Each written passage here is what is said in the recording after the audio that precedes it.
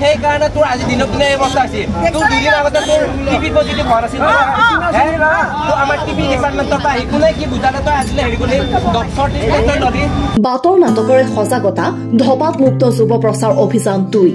দৰং জিলা স্বাস্থ্য সেৱা আৰু জিলা ধপাত নিয়ন্ত্ৰণ কোষৰ উদ্যোগত দৰঙৰ চিপাচাৰত ধপাত মুক্ত যুৱ প্ৰচাৰ অভিযান 2ৰ লগত সংগতি ৰাখি আজি বাতৰ নাটকৰে সজাগতা কৰা হয়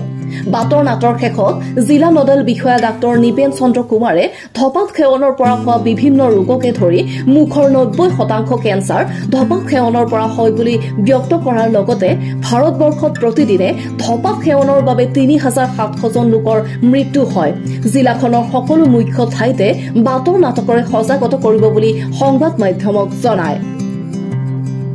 মুক্ত যুৱ অভিযান এইটো আমাৰ 23 ছেপ্টেম্বৰৰ পৰা আৰম্ভ হৈছে আৰু ইয়াৰ লগত সংগতি ৰাখি আমি আজি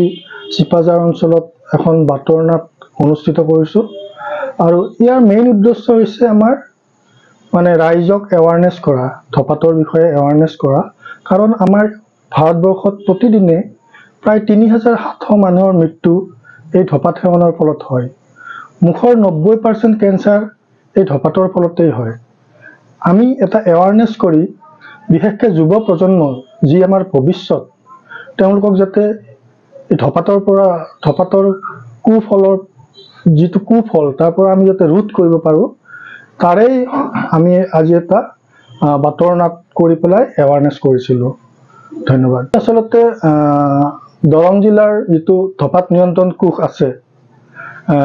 ধপাত নিয়ন্ত্ৰণ কোষৰ ফালৰ পৰা আমি যেতিয়া এইটো ধপাত মুক্ত অনুষ্ঠান এইটো 23 ছেপ্টেম্বৰত আৰম্ভ হ'ল তেতিয়াৰ পৰা আমি বিভিন্ন প্ৰগ্ৰেম কৰি আছোঁ আমি বিভিন্ন স্কুলত এৱাৰনেছ কৰিছোঁ মিটিং পাতিছোঁ আমি ট্ৰেইনিং কিছুমান পাতিছোঁ আৰু আজি আমি এইটো মানে চিপাজাৰ অঞ্চলত আমাৰ দৰঙৰ চিপাজাৰ অঞ্চলত আজি বাতৰ নাট কৰিছোঁ এনেকুৱা বাতৰ নাট আমি আৰু বিভিন্ন অনুষ্ঠান আমি দৰং জিলাৰ চুকে কোণে কৰিম বুলি মানে ভাবি আছো দুলিৰ পৰা সুনীল চহৰীয়া ৰিপৰ্ট নিউজ এক্সপ্ৰেছ অসম